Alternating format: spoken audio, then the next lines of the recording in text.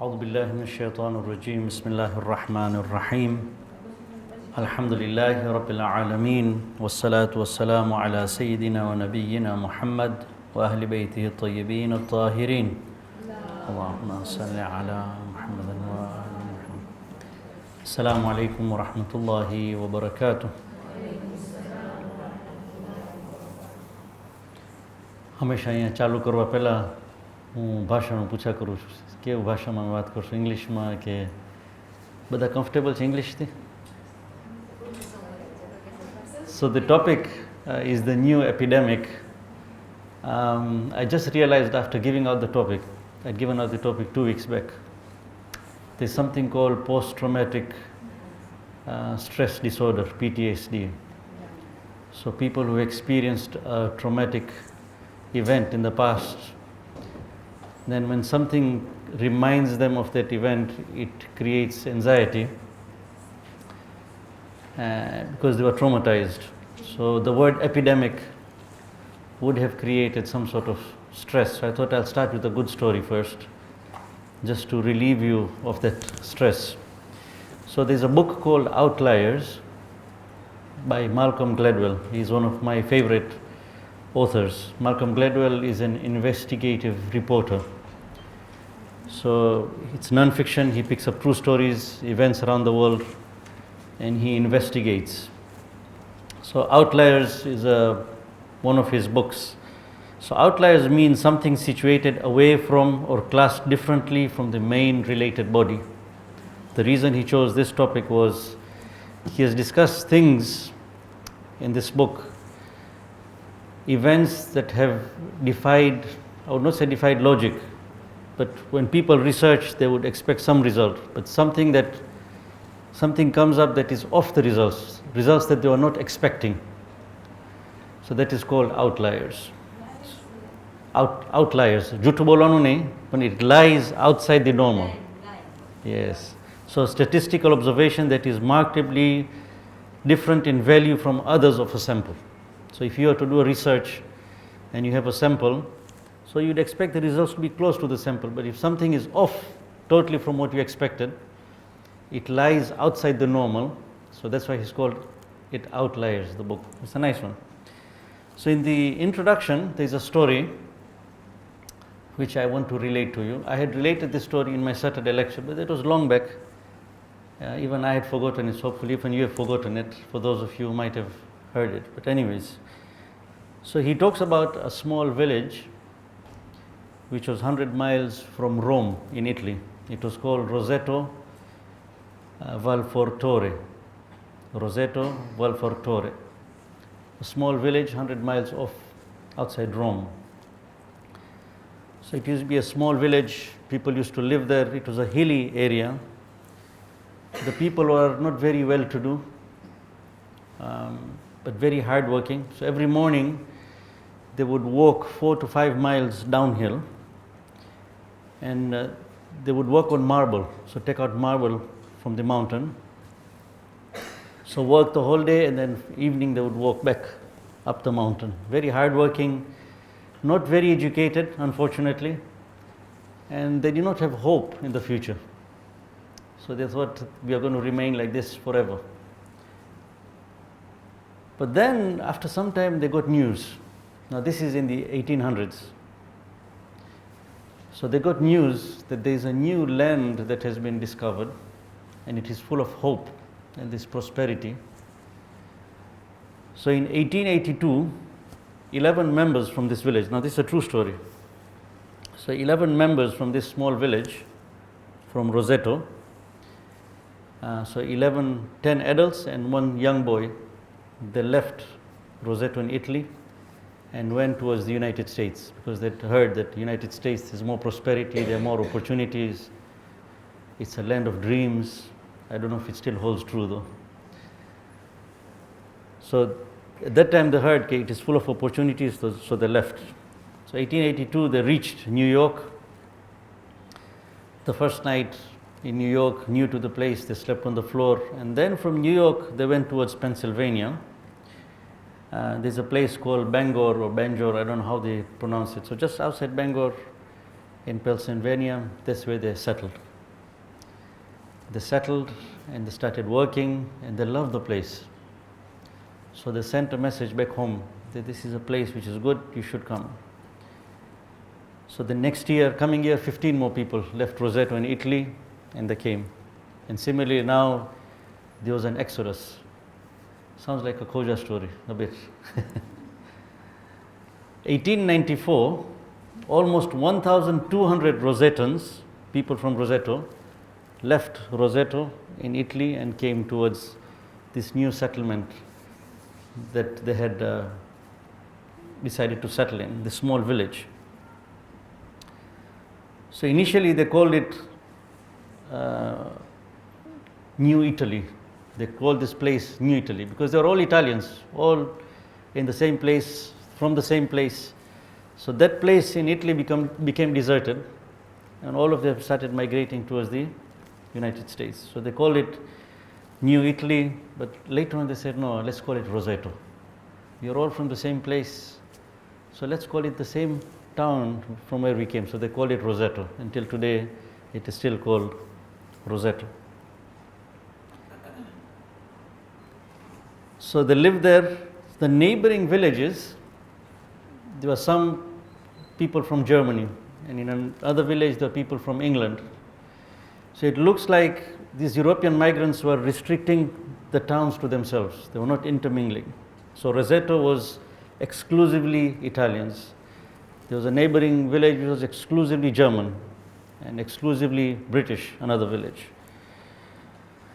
Nobody would have known about this village. But there was one doctor by the name of Stuart Wolf. 1950s, he was a lecturer in University of Oklahoma. He was a gastroenterologist, so he was dealing with the stomach. So he would lecture in Oklahoma, but then in summer vacations he would go to Pennsylvania. And he didn't know about this place, so he would go there and come back. But once he went to lecture in Pennsylvania, and one of the local doctors around Bangor, Pennsylvania area, told him, why don't we go out for dinner? After this lecture session, we'll go out for dinner. So they're sitting for dinner now, and this local doctor is telling Dr. Wolf that, you know what, let me tell you something. I've been practicing for the past 17 years. He's telling Dr. Wolf, I have been practicing medicine for the past 17 years. I get patients from all over the place, but I don't get any patients from Rosetto. No patients from Rosetto. So nobody under the age of 65 has any heart problem in this place. So I've noticed I get patients from all over, but from Rosetto, very few patients. So Dr. Wolf was like, this is very odd. It's not heard in the world of medicine. When you get patients from all over. So he started investigating. He got hold of his batchmates in University of Oklahoma, brought them in, and research was done in the town. ECGs were taken, everybody from Rosetto. They're all Italians. So look at their conclusions. So no one under the age of 51 had died of a heart attack. In that village, nobody under the age of 51 had died of a heart attack in Rosetto. Above the age of 65, death from heart disease was roughly half of the rest of United States.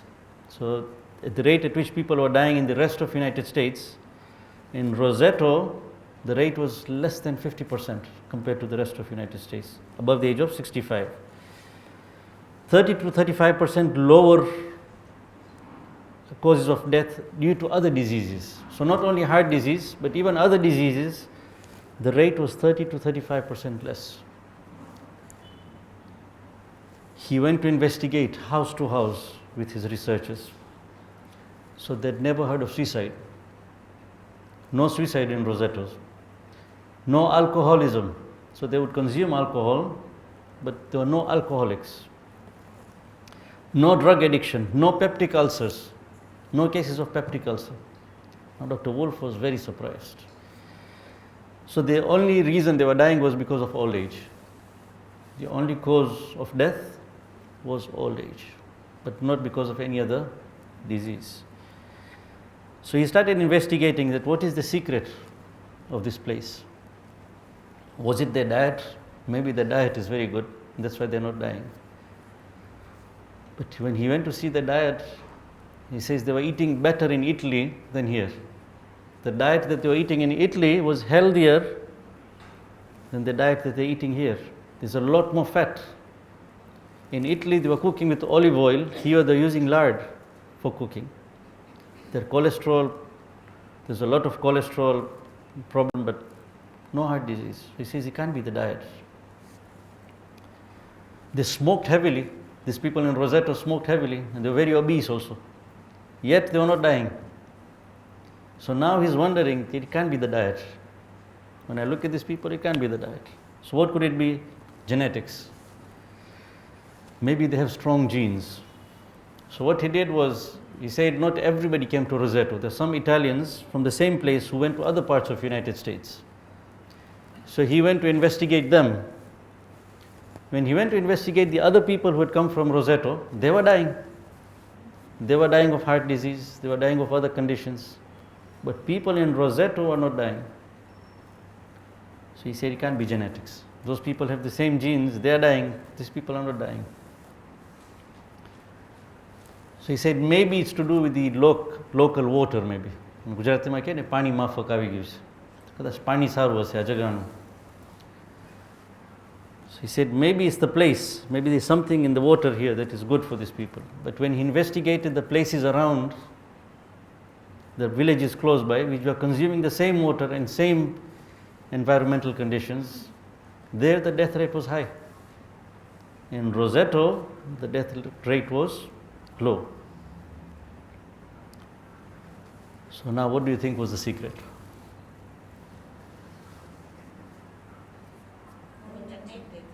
The society was connected with.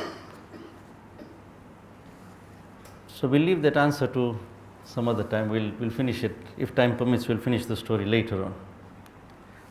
The topic for today is epidemic. The new epidemics. You might have been scared after what we went through in COVID. Might have been scared. Okay, maybe we're going to talk about another virus. There was another virus which was discovered in Bukoba. Warnings around the world. There's a new virus in Tanzania. We've heard of Ebola. So an epidemic is a widespread occurrence of an infectious disease in a community at a particular time. So it is restricted to a community, restricted in time. So olden times would hear of cholera. We still hear of cholera outbreaks. There was plague, malaria, dengue, yellow fever. It doesn't have to be contagious. It doesn't have to be contagious. So measles, okay. So even habits that would be affecting a local population can also be called an epidemic. So something like smoking, if there's excessive smoking, it can also be considered as an epidemic. Maybe ribat also. There's some towns you know the word spreads very fast. You can call that an epidemic also. But when it goes beyond boundaries, a disease goes beyond boundaries, when it cannot be controlled, it's called a pandemic. So COVID was not an epidemic. COVID-19 was a pandemic. It spread around the world very fast. So what is this new epidemic that we are talking about? Any idea?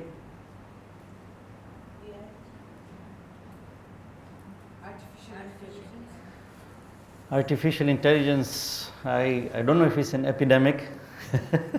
Yeah, but a good guess. It's a disability for people. Some people, yes, disability, but a lot of benefits also. So it's a debate we can have. We can agree to disagree. But according to the Surgeon General of United States, Surgeon General is the topmost medical officer who is in charge of public health in the United States. Usually he's from the army. So his name is Vivek Murthy, originally from India, but I think he was born, brought up there. When you hear him speaking, he sounds very American. The medical Sorry? doctors that is the pandemic. Sorry? Is it the medical doctors that's the epidemic? Possible, yes, there are many possibilities. But according to this doctor, Vivek Murthy, he said the next epidemic is loneliness. You might have heard of it in the news. It comes from WhatsApp. Sorry? It comes from WhatsApp. What's up? Because everybody will talk to WhatsApp. Everybody wants to stay alone and look at Ahsant.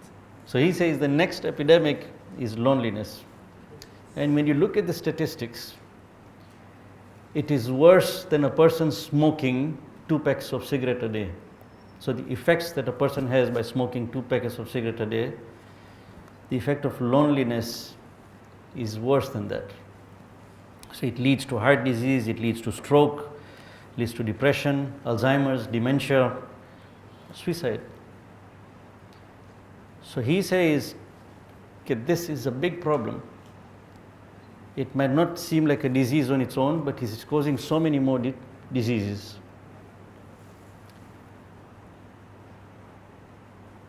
And 3 out of every 4 Americans feels lonely.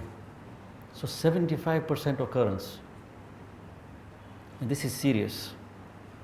If 75% of the population is suffering from loneliness, it must be a serious problem. And it affects young ones. So 18-year-olds, 20-year-olds, it affects middle age, it affects the excessively elderly, 80-year-olds. So all age groups. And he says it was not caused by COVID. Many people would feel that it was COVID that caused loneliness. No, loneliness was there, he says, but COVID was the fire, was the fuel over the fire. So it just aggravated it.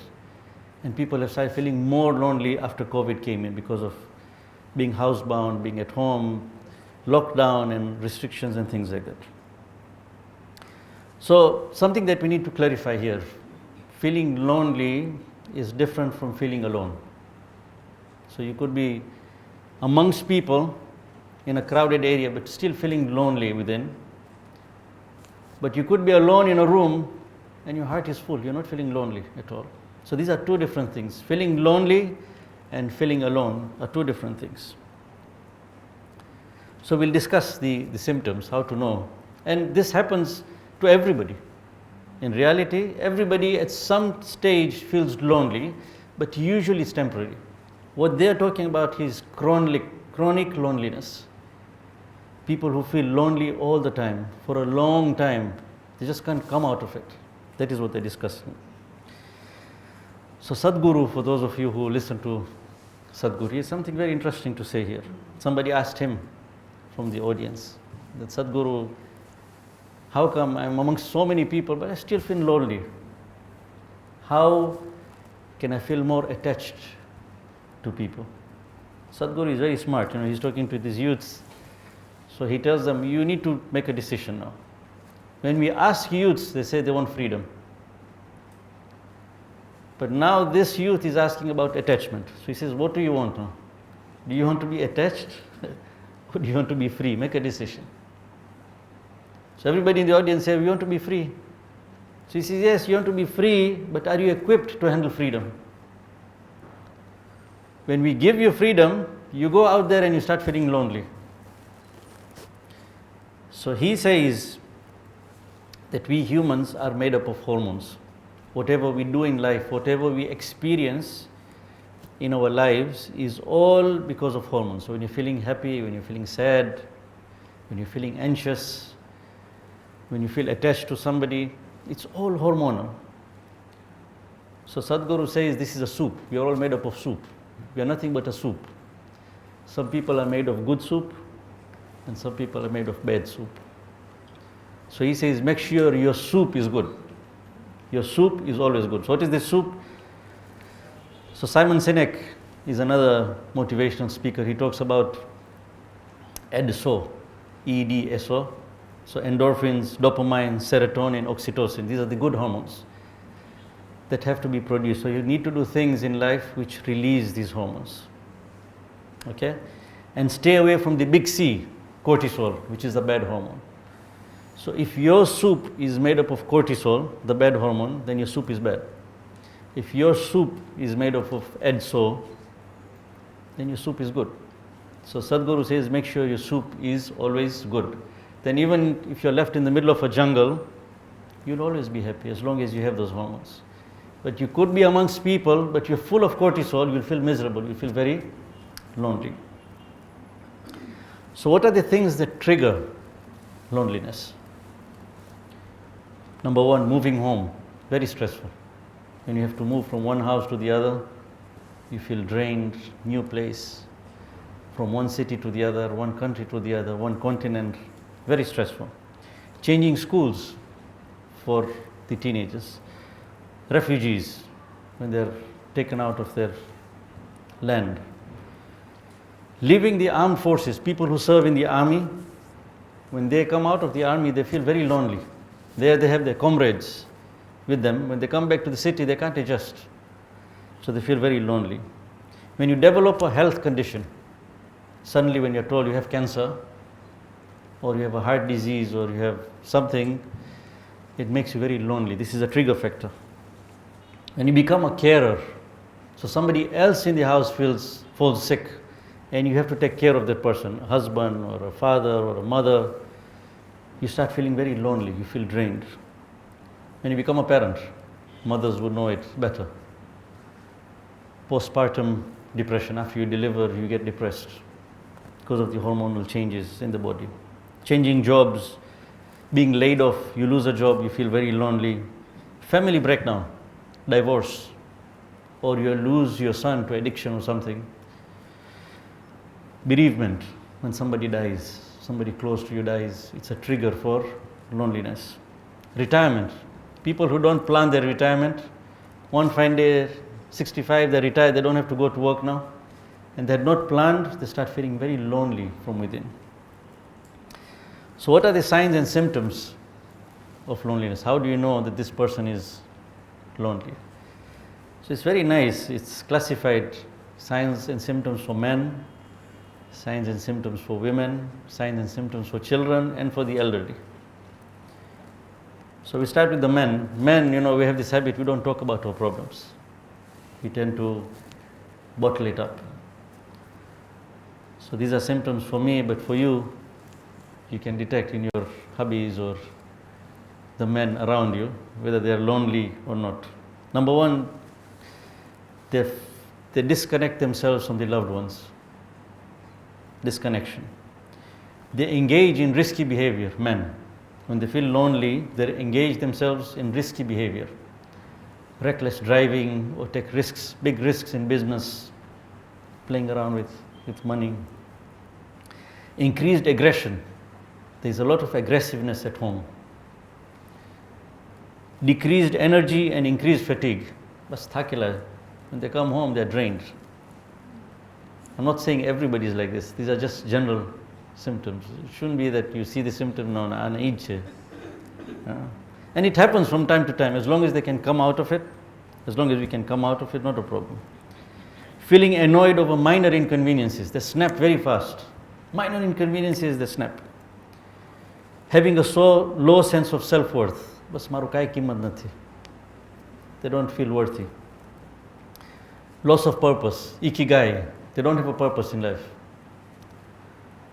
They experience frequent boredom and disengagement. They can't focus. They lack motivation. They're not productive. And then they go into substance abuse. So smoking, alcohol, drugs, Valiums, sleeping pills. Okay?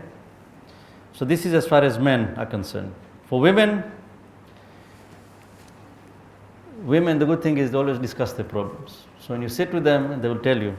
They always discuss feeling alone and isolated. They will tell you. That's a good thing, they talk about it. They struggle to maintain or make close relationship with others. They can't make relationships. This is very interesting. Increased social media use. When women feel lonely, they engage themselves in social media. They spend more time on social media than the relationships in front of them. They have a negative self-image about themselves. They don't feel good about themselves. They feel very restless. Sukh na hoy. Can't sit in one place. Loss of confidence, they doubt themselves, and they feel everything is an effort. The smallest of jobs, they'll feel like it's a big effort. So it's a sign of loneliness from within.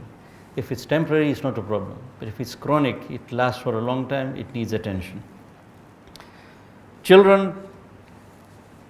children, they want to be close to their parents. Bacha chotta hoye ne maa baap ne. So this is a sign of loneliness. Acting out to receive attention. They do things to receive attention. That's a sign of loneliness in kids. Distractibility. They can't focus. Having few close friends. They experience bullying or they bully others in school. It's a sign of loneliness. Feeling of anxiety and sadness, including depression in kids. They appear withdrawn and very moody. Disruption in the sleep patterns and eating habits. They don't sleep well, they don't eat well. Declining physical health and low self-esteem in kids. They lose weight and sometimes suicidal thoughts. So maybe teenagers, you'll see them having suicidal thoughts. That's a sign of loneliness. Amongst the seniors, Vadilo. If you want to see if you have Vadilo at home, so they feel, if they're having loneliness, they feel disconnected from the world around them. Kya duniya kevu chhe? They feel very disconnected. They don't feel part of this world. They spend most of their time alone. They don't like speaking to anybody. They feel withdrawn, okay? Frequent feelings of frustration, anger, annoyance. They disengage themselves from hobbies that they used to love. So if they liked reading, watching TV, or walking, or playing golf, when they're feeling lonely, they don't feel like doing these hobbies. Okay? When they discuss the present and the future, they discuss it with a negative tone.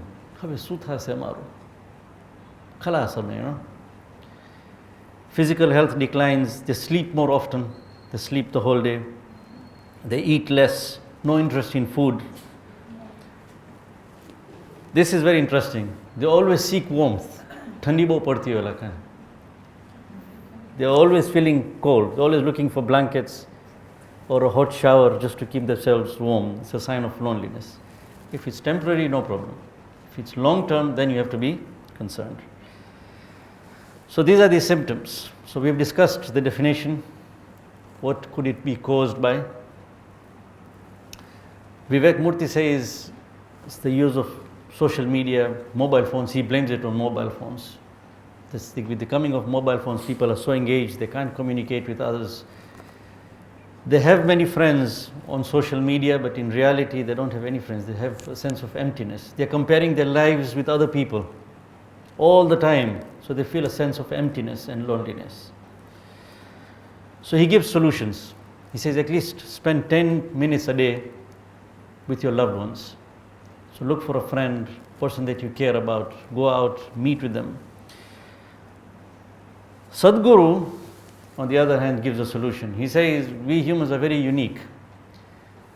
We have been given something that is very unique. We have been given a very private space. So this space within our body belongs to us only.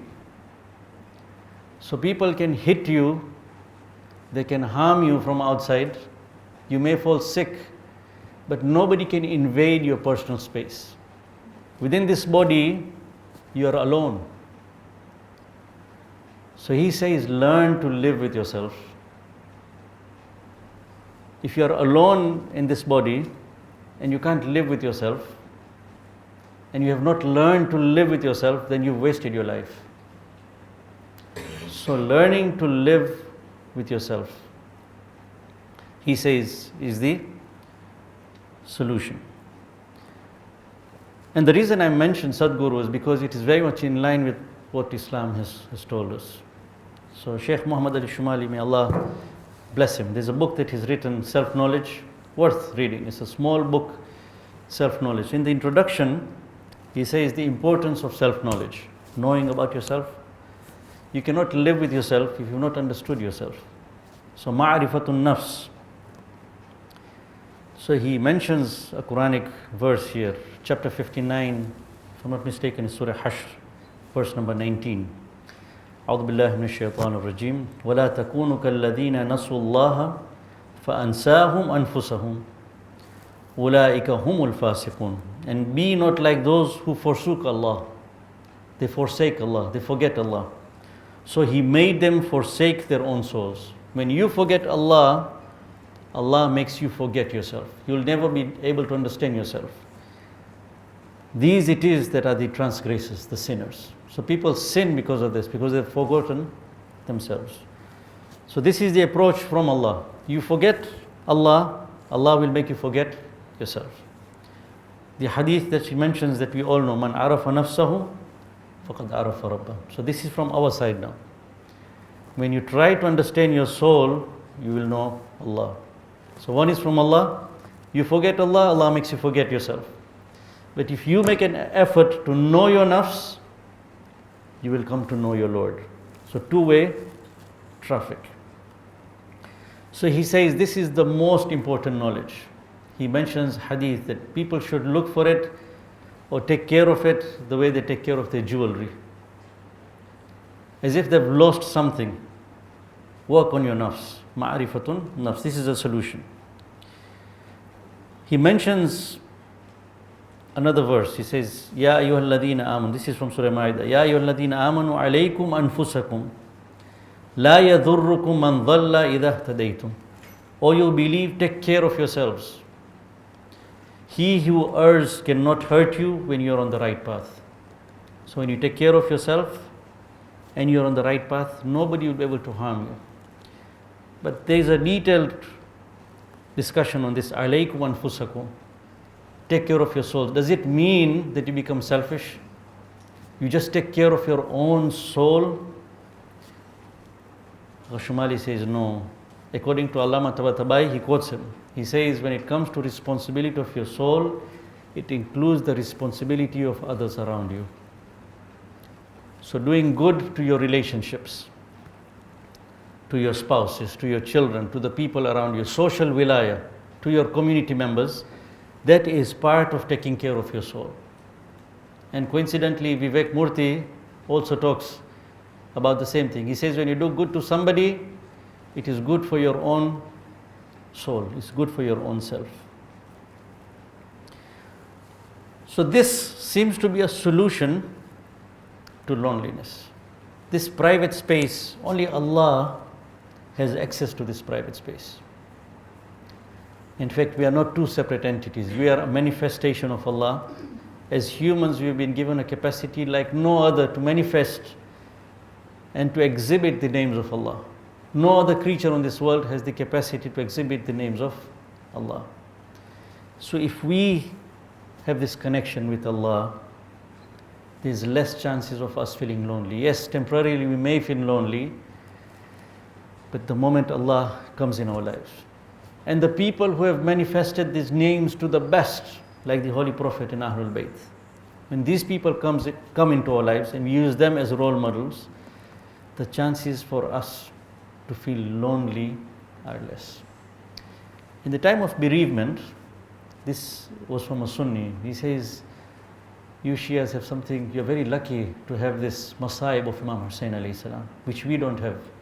When we are bereaved, we feel very empty from inside. But when we come to your mosques and we hear you discussing about the tragedy of Karbala, it fills our hearts. We can imagine what's happening to you people. So being connected to Allah and those who have manifested His names to the maximum is a good solution to loneliness. So now we have to finish the story that we had started at the beginning. What was the secret? So Dr. Wolf did everything. Was it the diet? Was it the genetics? Was it the environment?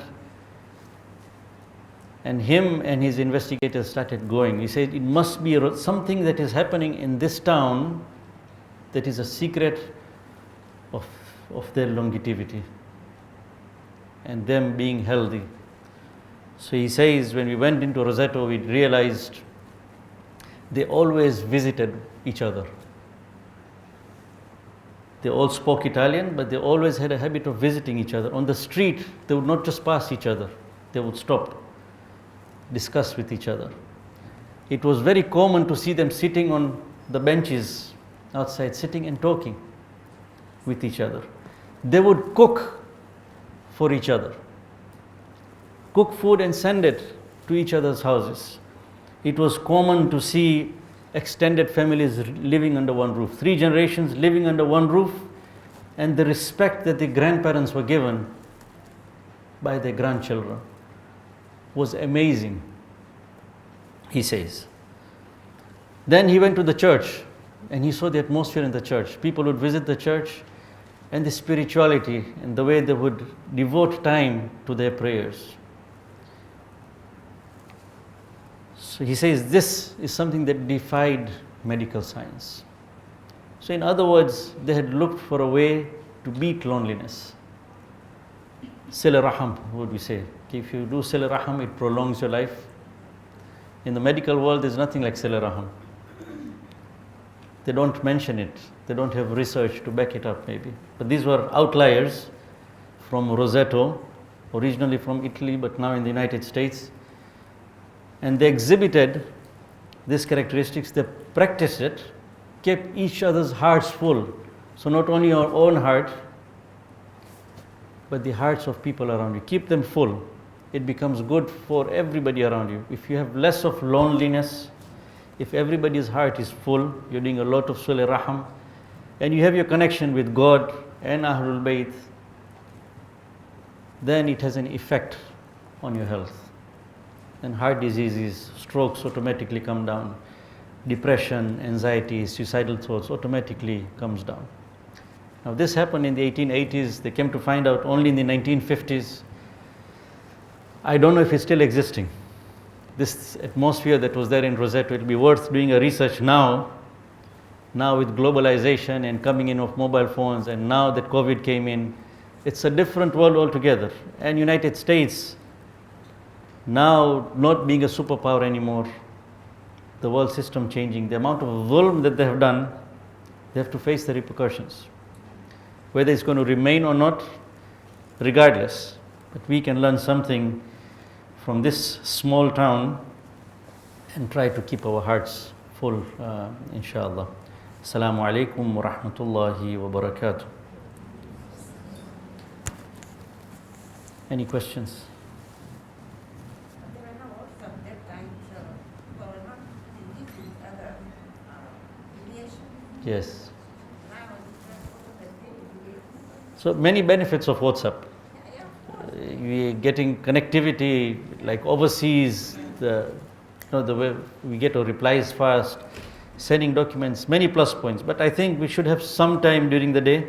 Or Sheikh Miqdad, I think there was a small clip from Iran, I think he had mentioned, that you should keep a specific time to check your WhatsApp. Now, I'm a victim myself. In between patients, I pick up the phone. And Vivek Murthy says, just the sight of the phone. So you might say that I have kept it aside. You're sitting on your dining table and you've kept your phone there. Just the sight of the phone is enough to cause a chemical imbalance. It releases dopamine or cortisol. So he says when you're eating, keep the phone in a different room. When you're in the bedroom, keep the phone in the sitting room. Don't let it come into your bedroom. Just the sight of it is enough to cause some sort of changes which could lead to loneliness. Sitting with your spouse in your bedroom, but both of you are on the phone, or sitting on the dining table and everybody's on the phone. But no, I'm just checking a message, It's happened with me.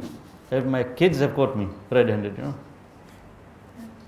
Okay, this is not right. We try to stop them, but we are victims ourselves. So Sheikh Miqdad had given this. And I've noticed when we send them a message, we won't receive the reply until a specific time. We know, okay, we're going to get the reply at night. We're not expecting instant results or instant replies. So if you have a specific time, that this is the time. Very difficult, but if it becomes part of our habit, if we know that mobile phones is causing this condition, it's causing more loneliness in us, then it is something that we need to work on. If you're not spending enough time with our relatives, this fast-moving world, all of us are working, busy, we don't have time for our loved ones. We should spend some time during the day to connect with them. WhatsApp, okay, but better to call And nothing like a physical visit. The aura around the human being when you visit somebody is different from the screen or just hearing their sound or distance. So this is something that we need to work on. If we take care of loneliness, inshallah, all the other diseases will take care of themselves. Hopefully, we'll be able to convert Dar es Salaam into another Rosetto. Assalamu alaikum wa rahmatullahi wa barakatuh.